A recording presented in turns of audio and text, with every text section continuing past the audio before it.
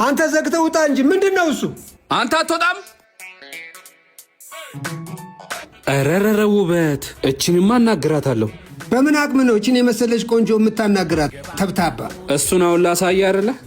ዝም ብለሽ ሹፈ ኬላውን አነሱት ማለት ነው አይደል?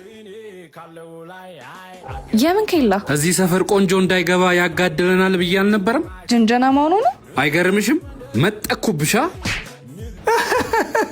ይቀራላ ፋራ አንተ ነህ ነጀስከኝ። አንተ ተብታባ ቺክ እንዴት እንደሚጠበስ ላሳይ። እንካ ያዝልኝ። አንተ ካሳመንካት የሙሉ ቀን ተራይን መውሰድ ትችላለህ። አቅፋ ካልሳመችኝ ታያለህ። እሺ እናያለን። አቤት ጋሼ።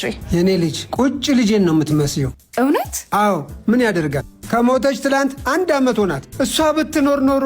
ውይ ታዲያ እኔ ምን ላድርግሎት? ሁሌ የሚናፍቀኝ አቅፋኝ ጉንጬን የምትስመኝ ነገር። ውይ አባቴ እኔም እኮ ልጆት ነኝ። በላሁ ገና ጠጣለሁ። ሃይ ፋይቭ ኢነርጂ ድሪንክ በሚገርም ጥራት ነው የመጣው። ከእጅ ንክኪ ነፃ ሆኖ ነው የሚመረተው።